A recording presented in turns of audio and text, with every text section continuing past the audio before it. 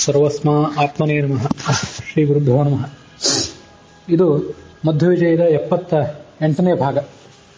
77ನೇ ಭಾಗ ಈ ಹಿಂದೆ ಮುಕ್ತಾಯ ಕಂಡಾಗ 12ನೇ ಸರ್ಗದ 43ನೇ ಶ್ಲೋಕ ಕೊನೆಗೊಂಡಿತ್ತು. ಇವತ್ತು ಅದೇ 12ನೇ ಸರ್ಗದ 44ನೇ ಪದ್ಯವನ್ನು ನೋಡಬೇಕು. ಪ್ರಕರಣ ಏನು ಅಂದರೆ, ಆಚಾರ್ಯರ ಗ್ರಂಥ ಭಂಡಾರವನ್ನು ಈ ಪದ್ಮತೀರ್ಥರು ಅಪಹಾರ ಮಾಡಿಬಿಟ್ಟಿದ್ರು. ಆಚಾರ್ಯರಿಗೆ ಆ ಸುದ್ದಿ ತಿಳಿತು. ಅವರು ಉಡುಪಿಯಿಂದ ಆ ಜಾಗಕ್ಕೆ ಹೋದರು. ಓರ್ಕಾಡಿ ಅಂತ ಆ ಜಾಗ ಹೇಳ್ತಾರೆ, ಏಕವಾಟ ಅಂತದನ್ನು ಸಂಸ್ಕೃತದಲ್ಲಿ ಹೇಳಿದ್ದಾರೆ.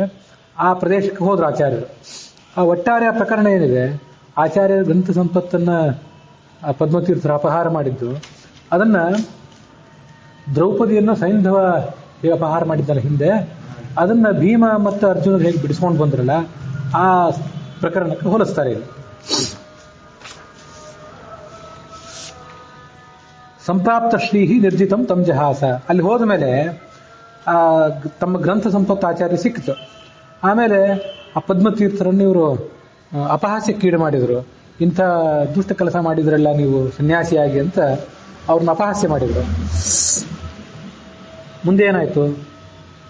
ದುಷ್ಟಾತ್ಮಾಸೌ ಭದ್ರಮೇಕಾಕಿನಮ್ಯಃ ಕ್ಷೇಪ್ತುಂ ಹೇತು ಸೌಖ್ಯದಾಖ್ಯಂ ಬಭೂವ ಹರ್ಯಂಶೋಯಂ ತಂ ನ ಚಕ್ಷಾಮ ಭೂಯಃ ತೋಕೆ ಸನ್ನೆ ಸೂಕರಂ ಕೇಸರೀವ. ಈ ಜಯದ್ರಥ ದ್ರೌಪದಿಯನ್ನು ಅಪಹಾರ ಮಾಡಿದ್ದ, ಪಾಂಡವರ ಕೈಗೆ ಸಿಕ್ಕಿಬಿದ್ದು ಸೋತ. ಇದೆಲ್ಲ ಆದಮೇಲೆ ಈಶ್ವರನ ಕುರಿತು ತಪಸ್ಸು ಮಾಡಿ ಪಾಂಡವರನ್ನು ನಾನು ಒಂದು ದಿವಸ ಸೋಲಿಸಬೇಕು ಅಂತ ವರ ಪಡ್ಕೊಂಡ. ಚಕ್ರ ವ್ಯೂಹ ಅಥವಾ ಪದ್ಮವ್ಯೂಹದಲ್ಲಿ ಅಭಿಮನ್ಯು ಒಳಗೆ ಹೋಗಿಬಿಟ್ಟಿದ್ದ. ಅವನನ್ನು ರಕ್ಷಣೆ ಮಾಡಲಿಕ್ಕೆ ಅಂತ ಪಾಂಡವರು ಹಿಂದಿನಿಂದ ಹೋದಾಗ ಅವ್ರನ್ನ ತಡೆ ಹಿಡಿದ ಈ ಜಯದ್ರಥ. ಹಾಗಾಗಿ ಅಭಿಮನ್ಯು ಅಲ್ಲಿ ಒಳಗೆ ಸಾವಿಗೀಡಾಗಬೇಕಾಯ್ತು. ಆ ಅಭಿಮನ್ಯು ಸಾವಿಗೀಡಾದ್ಮೇಲೆ ಅರ್ಜುನನಿಗೆ ಅದನ್ನು ನೋಡಿ, ಅದನ್ನು ಕೇಳಿ ಕೋಪ ಬಂದು ಇವನನ್ನ ಸಂಹಾರ ಮಾಡಿಬಿಡಬೇಕು ಅಂತ ಪ್ರತಿಜ್ಞೆ ಮಾಡಿದ. ಇದು ಮಹಾಭಾರತದಲ್ಲಿ ಬಂದ ಘಟನೆ. ಹಾಗೆ ಇದನ್ನು ಇಲ್ಲಿ ಹೋಲಿಕೆ ಮಾಡ್ತಾರೆ. ಈ ಆಚಾರ್ಯರಿಗೆ ಅತ್ಯಂತ ಪ್ರೀತಿ ಪಾತ್ರರಾದವರು ಶಂಕರ ಪಂಡಿತರು ಅಂತೇಳಿ. ಸೌಖ್ಯದಾಖ್ಯಂ ಬಭೂವ. ಶಂಕರ ಅಂದ್ರೆ ಸುಖವನ್ನು ಕೊಡುವರು ಅಂತ ಅರ್ಥ. ಸೌಖ್ಯದ ಅಂತಂದ್ರೆ ಸುಖವನ್ನು ಕೊಡುವಂಥವ್ರು. ಆ ಶಂಕರ ಅಂತ ಅನ್ನೋದನ್ನ ಬೇರೆ ಶಬ್ದದಿಂದ ಹೇಳಿದರು. ಆ ಶಂಕರ ಪಂಡಿತರು ಏಕಾಂಗಿಯಾಗಿದ್ದರು. ತಮ್ಮ ಮಠದಲ್ಲಿ, ತಮ್ಮ ಮನೆಯಲ್ಲಿ ಅವರು ಏಕಾಂಗಿಯಾಗಿದ್ದರು. ಆಚಾರ್ಯ ಗ್ರಂಥ ಸಂಪತ್ತನ್ನ ನೋಡ್ಕೊಳ್ಳುವಂಥ ಜವಾಬ್ದಾರಿ ಇಟ್ಕೊಂಡಿದ್ರು.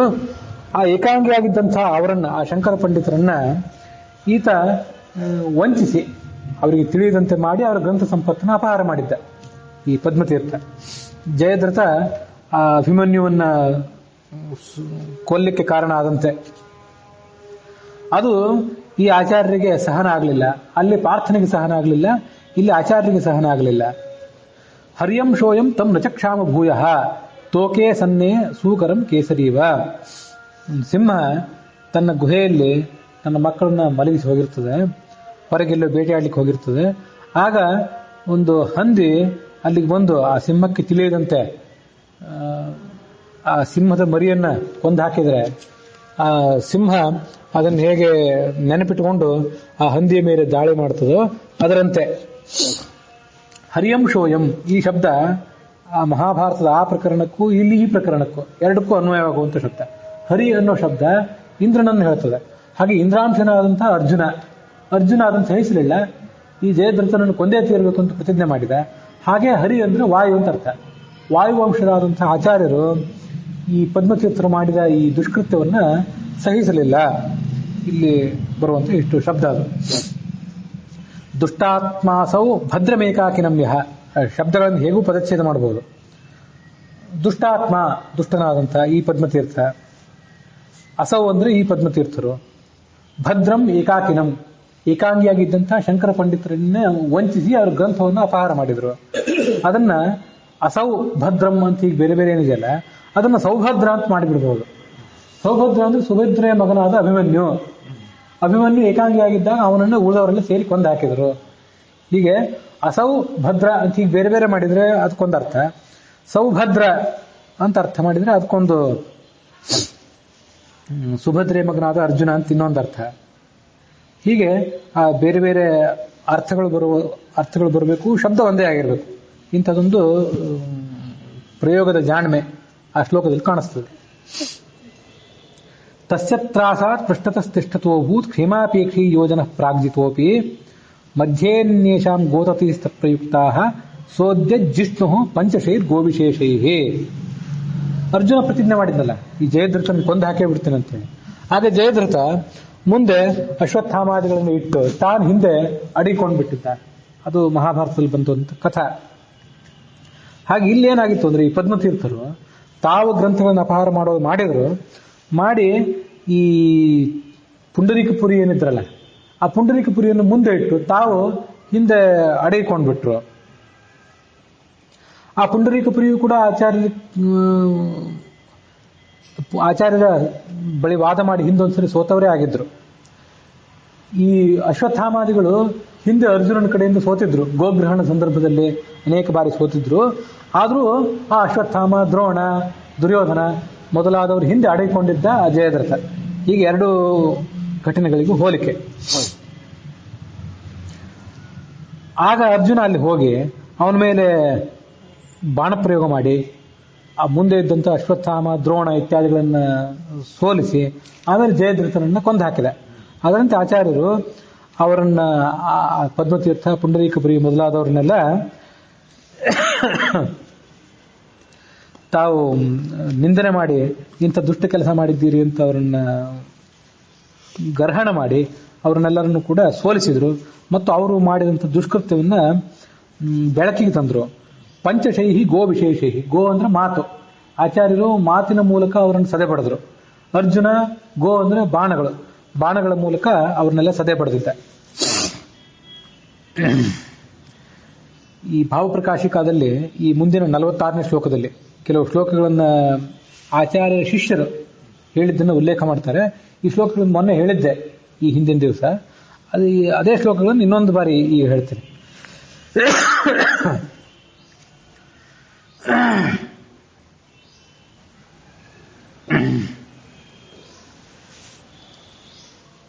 ಆಚಾರ್ಯರು ಆ ಪದ್ಮತೀರ್ಥರನ್ನು ಮತ್ತು ಪುಂಡರೀಕಪುರಿಗಳನ್ನು ಸೋಲಿಸುವಾಗ ಪುನಃ ಸ್ವಯಂ ಉಪನ್ಯಾಸಂ ಕೃತ್ವ ತಮ್ಮ ಮತದ ಹಿರಿಮೆಯನ್ನ, ತಮ್ಮ ಸಿದ್ಧಾಂತದ ಹಿರಿಮೆಯನ್ನ ಆಚಾರ್ಯರು ತೋರಿಸಿದ್ರು. ಇವರು ಹಿರಿಮೆಯನ್ನು ತೋರಿಸಿದಾಗ ಅವರಿಗೆ ಪ್ರತ್ಯುತ್ತರ ಕೊಡ್ಲಿಕ್ಕೆ ಆಗಲಿಲ್ಲ. ಆ ಪದ್ಮತೀರ್ಥ, ಪುಂಡರೀಕಪುರಿ ಮೊದಲಾದವರಿಗೆ ಆಚಾರ್ಯರಿಗೆ ಬೇಕಾದಂತಹ ಶಿಷ್ಯರು ಕೆಲವು ಶ್ಲೋಕಗಳನ್ನ ಈ ಮುಂದೆ ಹೇಳಿದ್ರಂತೆ. ಆನಂದ ತೀರ್ಥ ಅನ್ನುವ ಅರ್ಜುನನ ಹಿಂದೆ, ಅರ್ಜುನನ ಭಯದಿಂದಾಗಿ ಈ ಪದ್ಮತೀರ್ಥ ಅನ್ನುವ ಜಯದ್ರಥ ಅವರು ಹಿಂದೆ ಅಡಗಿಕೊಂಡು ಬಿಟ್ಟಿದ್ರು. ಪುಂಡರೀಕಪುರಿ ಮೊದಲಾದವರನ್ನ ಮುಂದೆ ಇಟ್ಟಿದ್ರು. ವಿಷ್ಣುಮಂಗಲ, ಕೇರಳದ ಆ ಭಾಗ, ಕೇರಳದ ಉತ್ತರದ ಭಾಗ. ಶುತ್ವ ರಜತಿ ಪೀಠಸ್ಥಃ ಏಕವಾಟಂ ಯಯೋ ಗುರುಹು. ಉಡುಪಿಯಲ್ಲಿದ್ದಂತಹ ಆಚಾರ್ಯರು ಏಕವಾಟ ಅನ್ನೋ ಆ ಜಾಗ ಏನಿತ್ತು ಆ ಜಾಗಕ್ಕೆ ಹೋದ್ರು. ಓರ್ಕಾಡಿ ಅಂತ ಏನು ಜಾಗ ಇತ್ತು ಆ ಜಾಗಕ್ಕೆ ಅವರು ಹೋದ್ರು. ಅಲ್ಲಿ ಆ ಚೋಳಜ ಅಂದ್ರೆ ಪದ್ಮತೀರ್ಥರಿದ್ರು. ಪದ್ಮತೀರ್ಥರು ಆಚಾರ್ಯರು ಬಂದದ್ದನ್ನು ನೋಡಿ ತಪ್ಪಿಸ್ಕೊಂಡು ಹೋಗ್ಬಿಡ್ಬೇಕು, ಓಡಿ ಹೋಗ್ಬೇಕು ಅಂತ ಪ್ರಯತ್ನ ಪಟ್ಟಿದ್ರು. ಆಗ ಸ್ವಶಿಷ್ಯೈಹಿ ತಮ್ಮ ವಿರೋಧ, ತಮ್ಮ ಶಿಷ್ಯರನ್ನು ಕಳಿಸಿ ಅವರನ್ನು ಸುತ್ತುವರಿಯಲ್ಲಿ ಹೋಗ್ಲಿಕ್ಕೆ ಬಿಡಬೇಡ್ರಿ ಅಂತ ಮಾಡಿದ್ರು. ಆಗ ಆ ಪದ್ಮತೀರ್ಥರು ಏನ್ ಮಾಡಿದ್ರು, ನಿಮ್ಮ ಸಿದ್ಧಾಂತವನ್ನ, ನಿಮ್ಮ ದ್ವೈತ ಸಿದ್ಧಾಂತವನ್ನ ಪ್ರತಿಪಾದನೆ ಮಾಡಬೇಕು ಅಂತ ಅಪೇಕ್ಷೆ ಇದ್ರೆ ದಾರ್ಶನಿಕರನ್ನು ಕರೆಯಿರಿ, ಮಧ್ಯಸ್ಥರನ್ನ ಅಂತ ಹೇಳಿದರು. ಇವರು ನಾವು ವಾದ ಮಾಡ್ಲಿಕ್ಕಾಗಿ ಬಂದಿಲ್ಲ, ಇಲ್ಲಿ ನಮ್ಮ ಪುಸ್ತಕ ರಾಶಿ ಏನಿತ್ತು, ಪುಸ್ತಕ ಸಂಪತ್ತು, ಅದನ್ನ ಮರಳಿ ಪಡ್ಕೊಳ್ಳಿಕ್ಕೆ ಬಂದಿದ್ದೀವಿ. ನಿಮಗೆ ವಾದದ ಅಪೇಕ್ಷೆ ಇದ್ರೆ ನೀವೇ ಕರೀರಿ ಮಧ್ಯಸ್ಥರನ್ನ ಮತ್ತು ದಾರ್ಶನಿಕರನ್ನ.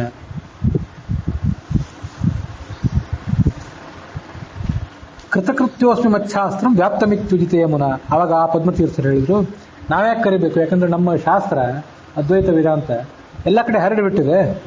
ಹರಡಿರೋದ್ರಿಂದ ನಮ್ಮ ಸಿದ್ಧಾಂತವನ್ನು ಪ್ರತಿಪಾದನೆ ಮಾಡ್ಲಿಕ್ಕೆ ನಾವ್ಯಾಕೆ ಕರಿಬೇಕು ಯಾರನ್ನಾದ್ರು ಅಂತ ಅವರಂದ್ರು. ಆಗ ಆಚಾರ್ಯ ಹೇಳಿದ್ರು, ನಿಮ್ಮ ಸಿದ್ಧಾಂತ ಈ ಭೂಲೋಕದಲ್ಲಿ ಎಲ್ಲ ಕಡೆ ಇರಬಹುದು, ನಮ್ಮ ಶಾಸ್ತ್ರ ವ್ಯಾಪ್ತಂ ತ್ರೈಲೋಕ್ಯೇ ಶಾಸ್ತ್ರಂ, 3 ಲೋಕದಲ್ಲೂ ನಮ್ಮ ಶಾಸ್ತ್ರ ಹರಡಿಬಿಟ್ಟಿದೆ ಅಂತ ಉತ್ತರ ಕೊಟ್ಟರು. ಅವಾಗ ಅವರು, 3 ಲೋಕದಲ್ಲಿ ಅಡಗಿದೆಯಾ ನಿಮ್ಮ ಶಾಸ್ತ್ರ, ಅದೇನು ಅಡಗಿದೆಯೋ ನಿಮ್ಮ ಅಂತರ್ಯಾಮಿಗೆ ಗೊತ್ತು ಅಂತ ಅವರು ಇವರನ್ನ ಹಾಸ್ಯ ಮಾಡ್ಲಿಕ್ಕೆ ಹೋದ್ರು ಪದ್ಮತೀರ್ಥ. ಅಂತರ್ಯಾಮಿ ಅಂತ ಅವ್ರು ಶಬ್ದ ಪ್ರಯೋಗ ಮಾಡಿದ ಕೂಡಲೇ ಮಧ್ವ ಸ್ಮಿತ ಮುಖಾಂಬುಜ ಮುಗುಳ್ನಗೆ ಕೊಟ್ಟು ಆಚಾರ್ಯ ಹೇಳಿದ್ರು, ನನ್ನ ಶಾಸ್ತ್ರವನ್ನ ಮೂರ್ಲೋಕದಲ್ಲಿಯೂ ಎಲ್ಲರೂ ಬಲ್ಲರು, ಅದು ಆ ಕಡೆಯಲ್ಲಿ ನೀವೇ ಈಗ ಒಪ್ಕೊಂಡ್ಬಿಟ್ರಿ ನಮ್ಮ ಶಾಸ್ತ್ರವನ್ನ.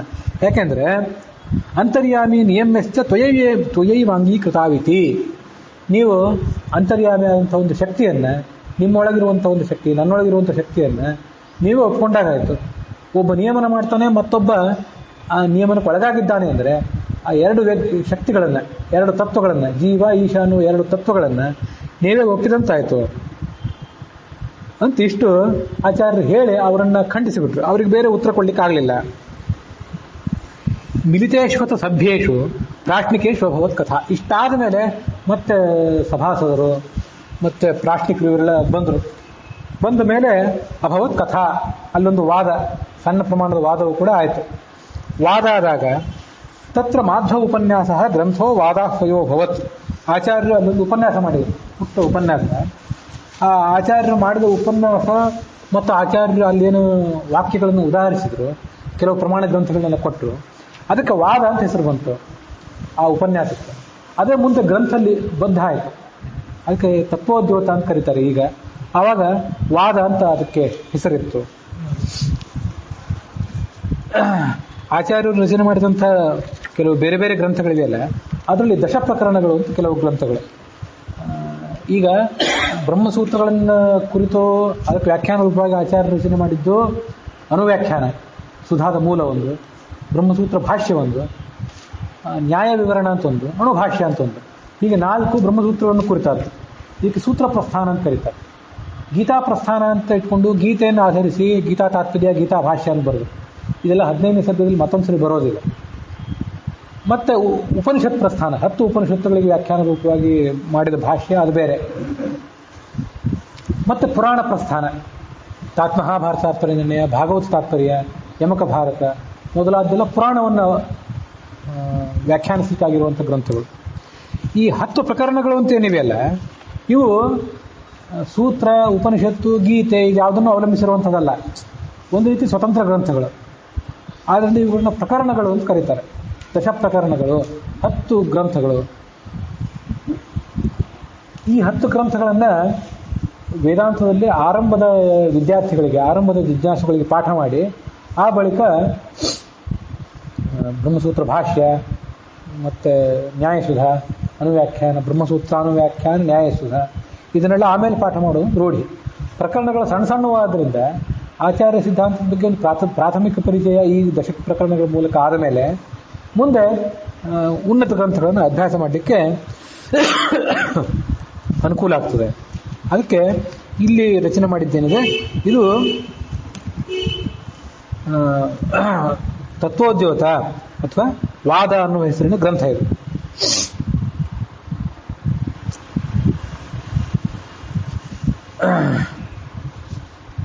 ಈಗೇನು ಶ್ಲೋಕಗಳನ್ನ ಓದಿದೆ ಇವೆಲ್ಲ ಭಾವಪ್ರಕಾಶಿಕಾದಲ್ಲಿ ನಾರಾಯಣ ಪಂಡಿತರು ಉದಾಹರಿಸಿದ ಶ್ಲೋಕಗಳು, ಆಚಾರ್ಯರ ಅತ್ಯಂತ ಪ್ರಿಯರಾದ ಶಿಷ್ಯರು ಹೇಳಿದ ಶ್ಲೋಕಗಳು. ವಿಷ್ಣೋರ್ಭೂಜ ಶ್ರೋಭಯದ್ಭಿ ಪದಾಂತಂ ಪಾರಂಪರ್ಯೇ ನೇರ್ಯಮಾಣೇ ರವಾರ್ಯೈ ಗೋವ್ರಾತೈಸ್ತಂ ಧಾರಯತ್ವಾ ನಿಗೃಹಾತ್ ಕಂಜಾಖ್ಯಾನಂ ಸಿಂಧುಪಂ ಮಧ್ವಪಾರ್ಥಃ. ಮಧ್ವರು ಅನ್ನುವ ಅರ್ಜುನ ಆ ಪದ್ಮತೀರ್ಥರು ಅನ್ನುವ ಜಯದ್ರಥನನ್ನ ಗೋವ್ರಾತೈ, ಗೋ ಅಂದ್ರೆ ಬಾಣವೂ ಹೌದು, ಮಾತು ಹೌದು, ಅದರ ಮೂಲಕ ಆ ಪದ್ಮತೀರ್ಥರನ್ನು ಸೋಲಿಸಿ, ಧಾರಯತ್ವ ಸೋಲಿಸಿ, ಜಯದ್ರಥನನ್ನಾದರೆ ಕೊಂದು. ಆಚಾರ್ಯರು ಪ್ರಯೋಗ ಮಾಡಿದ ಈ ಮಾತುಗಳು, ಅವರು ಪ್ರಯೋಗ ಮಾಡಿದ ಪ್ರಮಾಣಗಳು ಹೇಗಿದ್ದವು ಅಂತಂದ್ರೆ, ವಿಷ್ಣು ಪದಾಂತಂ ಶೋಭಯದ್ಭಿ. ಆಚಾರ್ಯರು ಪ್ರಯೋಗ ಮಾಡಿದ ಪ್ರತಿಯೊಂದು ವಾಕ್ಯವೂ ಕೂಡ ಪರಮಾತ್ಮನ ಶುದ್ಧವಾದ ಸ್ವರೂಪವನ್ನು ಬೆಳಗಿಸುವಂಥ, ಅದನ್ನ ಜನರಿಗೆ ತಿಳಿಸುವಂಥ. ವಿಷ್ಣು ಪದ ಅಂತಂದ್ರೆ ಒಂದು ಪರಮಾತ್ಮನ ಪಾದ, ಮತ್ತೊಂದು ವಿಷ್ಣು ಪದ ಅಂತಂದ್ರೆ ಆಕಾಶ. ಈಗ ಗೋವುಗಳು ಅಂತಂದ್ರೆ ಕಿರಣಗಳು, ಆ ಕಿರಣಗಳು ಆಕಾಶವನ್ನೆಲ್ಲ ಬೆಳಗಿಸ್ತಾವಲ್ಲ, ಅದರಂತೆ ಆಚಾರ್ಯರ ಮಾತುಗಳು ಆ ಪರಮಾತ್ಮನ ಶುದ್ಧವಾದ ಸ್ವರೂಪವನ್ನ ಜನರಿಗೆ ಬೆಳಗಿಸಿದವು. ಇದು ಆ ಅರ್ಥ. ಹೀಗೆ ಆಚಾರ್ಯರು ಅರ್ಜುನನಂತೆ ಆ ಪದ್ಮತೀರ್ಥರನ್ನ ಸೋಲಿಸಿದರು. ಮುಂದೆ ಏನಾಯ್ತು?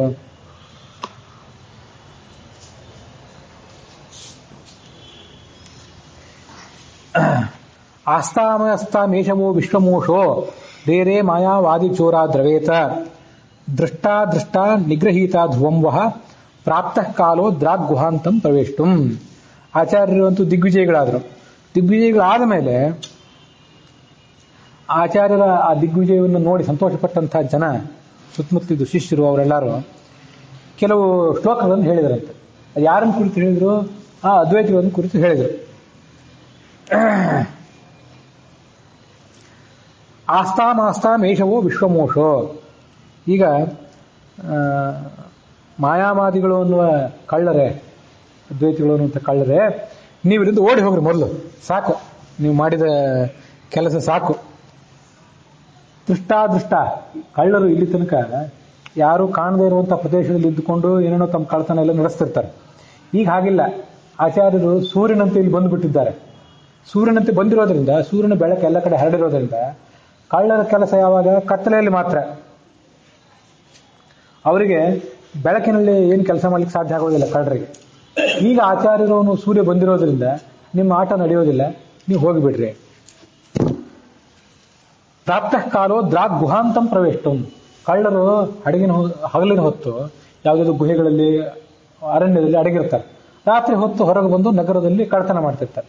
ನೀವೀಗ ಮತ್ತೆ ಗುಹೆಗಳಿಗೆ ಹೋಗಿಬಿಡ್ರಿ, ಯಾಕಂದ್ರೆ ನಿಮ್ಮ ಆಟ ನಡೆಯೋದಿಲ್ಲ ಇನ್ನು. ಆಸ್ತಾಮೇಷವೋ ವಿಶ್ವಮೋಷೋ. ಕಳ್ಳರೇನು ಕದೀತಾರೆ? ಬೆಳ್ಳಿ ಬಂಗಾರ ಮೊದಲಾದನ್ನು ಕದೀತಾರೆ ಕನ್ನ ಹಾಕಿ. ಈ ಕಳ್ಳರು, ಅದ್ವೈತಿಗಳು ಅನ್ನುವಂಥ ಕಳ್ಳರು ಏನು ಕದ್ದಿದ್ರು ಅಂದ್ರೆ ಜಗತ್ತನ್ನೇ ಕದ್ದುಬಿಟ್ಟಿದ್ರು.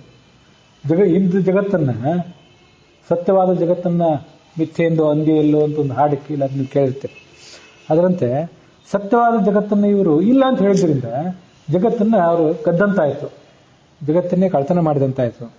ಆ ಕಳ್ತನ ನಿಮ್ದನ್ನ ಸಾಕಿನ, ನೀವು ಮಾಡಿದ ಮೋಸ ಜಗತ್ತಿಗೆ ಗೊತ್ತಾಗ್ತದೆ, ನಿಲ್ಲಿಸ್ರಿ ಇದನ್ನ, ಓಡಿ ಹೋಗ್ರಿ.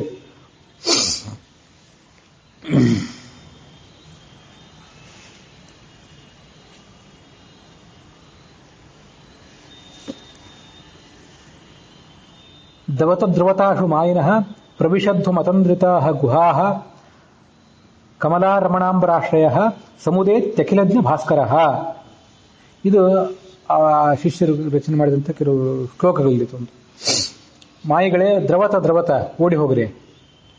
ಅತಂದ್ರಿತಾ, ಬಹಳ ಎಚ್ಚರದಿಂದ ಗುಹೆಗಳಲ್ಲಿ ಹೋಗಿ ಅಡ್ಕೊಂಡು ಬಿಡ್ರಿ. ಯಾಕಂದ್ರೆ ಸಮುದೇತಿ ಅಖಿಲಜ್ಞ ಭಾಸ್ಕರ. ಅಖಿಲಜ್ಞರು ಒಂದು ಸರ್ವಜ್ಞರು ಅಂದ್ರೆ ಪೂರ್ಣಪ್ರಜ್ಞರು. ಆ ಪೂರ್ಣಪ್ರಜ್ಞರೇ ಒಂದು ಭಾಸ್ಕರ, ಸೂರ್ಯನಂತೆ.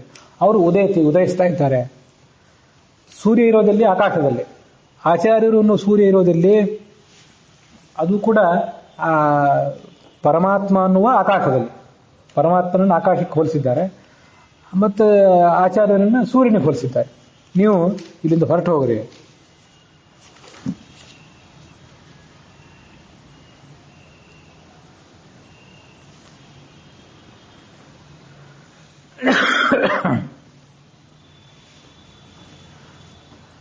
ತೇಜೋ ವಿದ್ವಚ್ಚಕ್ರಚಂದ್ರಸ್ಯ ಲೀನಂ ವಿಧ್ವಸ್ಥಾನಂ ವಾದಿ ನಕ್ಷತ್ರಲಕ್ಷ್ಮೀ ವಿಶ್ವವ್ಯಾಪ್ತಂ ಯತ್ತು ತದ್ದೀಪ್ತಿ ಮೂಲಂ ಯುಷ್ಮತ್ ಪ್ರೇಷ್ಠಂ ತನ್ನಿರಸ್ತಂ ತಮಶ್ಚ.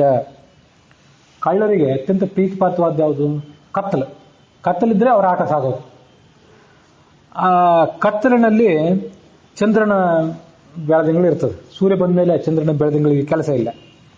ಹಾಗೆ ನಕ್ಷತ್ರಗಳ ಮಿಣುಕುವ ಬೆಳಕು ಕೂಡ ಕತ್ತಲಿನಲ್ಲೇ ಇರೋದು. ಈ ಚಂದ್ರನ ಬೆಳದಿಂಗಳಿಗೆ ಮತ್ತು ನಕ್ಷತ್ರಗಳ ಮಿಣುಕು ಬೆಳಕಿಗೆ ಮೂಲ ಯಾವುದು? ಕತ್ತಲೆ. ಆ ಕತ್ತಲೆ ಇಲ್ಲ, ಇಷ್ಟು ದಿವಸ ಎಲ್ಲ ಕಡೆ ಹರಡಿತ್ತು. ಆ ಕತ್ತಲೆ ಈಗ ಹೋಗಿರೋದ್ರಿಂದ ನಿಮಗೆ ಆ ಕತ್ತಲೆ ಪ್ರಿಯವಾದದ್ದಾಗಿತ್ತು, ನಿಮ್ಮ ಆಟ ನಡೆದಿತ್ತು. ಈಗ ಆಚಾರ್ಯರು ಅನ್ನುವ ಸೂರ್ಯ ಬಂದಿದ್ದರಿಂದ ಕತ್ತಲು ಹೋಗಿದೆ, ಚಂದ್ರನ ಬೆಳದಿಂಗಳಿಲ್ಲ, ಮತ್ತೆ ನಕ್ಷತ್ರಗಳ ಮಿಣುಕು ಬೆಳಕು ಇಲ್ಲ. ಯಾವುದು ಚಂದ್ರ ಅಂದ್ರೆ ಯಾವುದು? ವಿದ್ವಚ್ಚಕ್ರ ಚಂದ್ರಸ್ಯ. ಉಳಿದ ವಿದ್ವಾಂಸರು ಅನ್ನೋರು ಏನಿದ್ದಾರೆ, ಆ ವಿದ್ವಾಂಸ ಚಂದ್ರನಂತೆ. ಆಚಾರ್ಯರು ಚಂದ್ರನ ಆಟ ಎಲ್ಲಿ ತನಕ? ಸೂರ್ಯ ಬರೋ ತನಕ. ಉಳಿದ ಪಂಡಿತರ ಆಟಾಟೋಕ ಎಲ್ಲಿ ತನಕ? ಆಚಾರ್ಯರು ಬರೋ ತನಕ. ಆಚಾರ್ಯರಿಗೆ ಬಂದಿದ್ದಾರೆ, ಉಳಿದ ಪಂಡಿತರ ಮಾತಿಗೆ ಬೆಲೆ ಇಲ್ಲದಂತಾಗಿದೆ. ವಾದಿ ನಕ್ಷತ್ರ ಲಕ್ಷ್ಮೀ. ಉಳಿದ ವಾದಿಗಳೇನಿದ್ದಾರೆ ಅವರೆಲ್ಲರೂ ಕೂಡ ನಕ್ಷತ್ರಗಳಿದ್ದಂತೆ. ಅವರ ಸೊಬಗೂ ಕೂಡ ವಿಧ್ವಸ್ತ, ಹಾಳಾಗಿ ಹೋಗಿದೆ, ಕತ್ತಲು ಹೊರಟು ಹೋಗಿದೆ. ಆದ್ದರಿಂದ ನೀವು ಕಳ್ಳರೆ ಓಡಿ ಹೋಗಿಬಿಡ್ರಿ ಅಂತ ಆಚಾರ್ಯ ಶಿಷ್ಯರು ಅವರನ್ನು ಕುರಿತು ಹೇಳಿದರು. ಯುಷ್ಮತ್ ಪ್ರೇಷ್ಠಂ ತನ್ನಿರಸ್ತಂ ತಮಶ್ಚ ಪೂರ್ವಾಶಾಮ ಪೂರ್ವ ವಿಶ್ವಪ್ರಕಾಶಿ ಗೋಸಂದೋಹೈ ಸಪ್ತ ವಿದ್ಯಾಖ್ಯವಾಹ ಯುಷ್ಮಾಭಿಕ್ಕಿಂ ನೈಕ್ಷಿ ದೇದೀಪ್ಯತೇಸೋ ದೇವ ಸಾಕ್ಷಾತ್ ಸರ್ವವಿದ್ ಸರ್ವದೀಪ. ಸೂರ್ಯ ಉದಯಿಸಿದರೆ ಪೂರ್ವ ದಿಕ್ಕಿನಲ್ಲಿ ಉದಯಿಸಬೇಕು. ಉದಯಿಸಿ ವಿಶ್ವಪ್ರಕಾಶಿ ಇಡೀ ಜಗತ್ತಿನೆಲ್ಲ ಆತ ಬೆಳಗಿಸ್ತಾನೆ. ಯಾವುದರ ಮೂಲಕ? ಗೋ ಸಂದೋಹಿ ತನ್ನ ಕಿರಣಗಳ ಮೂಲಕ. ಆಚಾರ್ಯರು ಜಗತ್ತನ್ನು ಬೆಳಗಿಸಿದ್ದು ತಮ್ಮ ಮಾತುಗಳ ಮೂಲಕ, ಪ್ರಮಾಣ ಗ್ರಂಥಗಳ ಮೂಲಕ. ಸಪ್ತ ವಿದ್ಯಾಖ್ಯವಾಹ, ಈ ಸೂರ್ಯನನ್ನ ಸಪ್ತಾಶ್ವ ಅಂತ ಕರೀತಾರೆ. 7 ಕುದುರೆಗಳಿಂದ ಏರಿ ಬರ್ತಿರ್ತಾನೆ ಅಂತ. 7 ಕುದುರೆಗಳು ಅಂತಂದ್ರೆ ಯಾವುದು? 7 ವಾರಗಳು, ಆದಿತ್ಯವಾರದಿಂದ ಹಿಡಿದು ಶನಿವಾರ ತನಕ 7 ವಾರಗಳು, ಅಥವಾ 7 ವರ್ಣಗಳು. ಈ 7 ವರ್ಣಗಳು 7 ಕುದುರೆಯಂತೆ. ಅಥವಾ 7 ಛಂದಸ್ಸುಗಳು, ಗಾಯತ್ರಿ, ಉಷ್ಣಿಕ್, ಅನುಷ್ಠುಪ್, ಬೃಹತಿ, ಮೊದಲಾದ 7 ಛಂದಸ್ಸುಗಳೇನಿವೆ, ಪ್ರಧಾನವಾದ 7 ಛಂದಸ್ಸುಗಳು. ಆ 7 ಛಂದಸ್ಸುಗಳೇ ಕುದುರೆಯಂತೆ. ಆ ಕುದುರೆಗಳನ್ನು ಏರಿ ಸೂರ್ಯ ಬರ್ತಾನೆ ಅಂತಂದ್ರೆ ಆ ಛಂದಸ್ಸುಗಳನ್ನು ಅವಲಂಬಿಸಿಕೊಂಡಿದ್ದು ಇಡೀ ವೇದರಾಶಿ. ಆ ವೇದರಾಶಿಯಲ್ಲೇ ಸೂರ್ಯನಾರಾಯಣನ ಪ್ರತಿಪಾದನೆ ಇದೆ. ಈಗ ಅರ್ಥ ಅದಕ್ಕೆ. ಆಚಾರ್ಯರು ಈ ಸೂರ್ಯನಂತೆ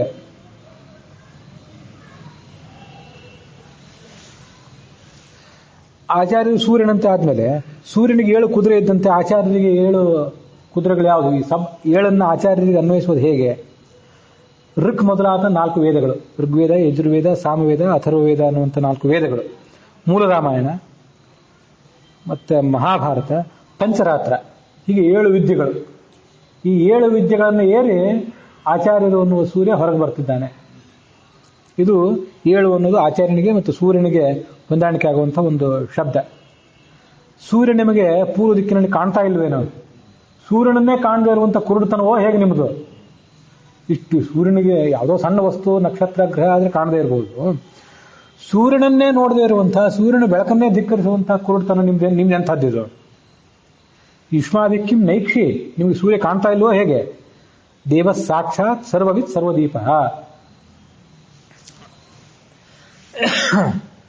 ಸರ್ವಾಧಾರಂ ಬ್ರಹ್ಮಸಂಧ್ಯಂ ವಿಹಾಯೋ ರಮ್ಯಾಕಾರಂ ಶಾರದೇಂದೀವರಾಭಂ ಸರ್ನಿರ್ನೀತಂ ಗುಣ್ಯಲಂ ಶಬ್ದಭೇದೈ ಮಧ್ವಾದಿತ್ಯಂ ಸಂಶಿತಂ ಕೋಪಿ ಧತ್ತೆ. ಏನೋ ಒಂದು ಸಣ್ಣ ವಸ್ತು ಆದರೆ ಅದನ್ನು ಮರೆ ಮಾಚಬಹುದು. ಸೂರ್ಯನನ್ನು ಮರೆ ಮಾಚೋದು ಹೇಗೆ? ಅದನ್ನ ಈ ಮುಂದಿನ 50ನೇ ಶ್ಲೋಕದಲ್ಲಿ ಹೇಳ್ತಾರೆ. ಈ ಬ್ರಹ್ಮ ಅನ್ನುವಂಥ ಒಂದು ಆಕಾಶ ಏನಿದೆ, ಆ ಆಕಾಶವನ್ನ ಈ ಸೂರ್ಯ ಬೆಳಗ್ತಾ ಇದ್ದಾನೆ. ಸರ್ವಾಧಾರಂ, ಜಗತ್ತೆಲ್ಲದಕ್ಕೂ ಕೂಡ ಈ ಪರಬ್ರಹ್ಮ ಆಧಾರ ಆಗಿದ್ದಾನೆ. ಬ್ರಹ್ಮ ಸಂಧ್ಯಂ ವಿಹಾಯೋ, ಬ್ರಹ್ಮ ಅನ್ನುವಂಥ ವಿಹಾಯ ಅಂದ್ರೆ ಆಕಾಶ. ರಮ್ಯಾಕಾರಂ, ಆಕಾಶ ಬೆಳಗಿನ ಸೂರ್ಯನ ಹೊಂಬೆಳಕಿನಲ್ಲಿ ತುಂಬಾ ರಮಣೀಯವಾಗಿ ಗೋಚರಿಸ್ತಿರ್ತದೆ, ಅದಕ್ಕೆ ರಮ್ಯ. ಪರಮಾತ್ಮನು ರಮ್ಯ, ಆಕಾಶವೂ ರಮ್ಯ. ಶಾರದೇಂದೀವರಾಭಂ, ಅದಕ್ಕೆ ಪರಮಾತ್ಮನ ಸ್ವರೂಪ ಏನಿದೆ ನೀಲವರ್ಣದ ಸ್ವರೂಪ. ಆಕಾಶವೂ ಕೂಡ ಅಂಥ ಒಂದು ಸುಂದರವಾದಂಥ ಕಮಲದ ಕಾಂತಿಯನ್ನು ಒಳಗೊಂಡಿರುತ್ತದೆ.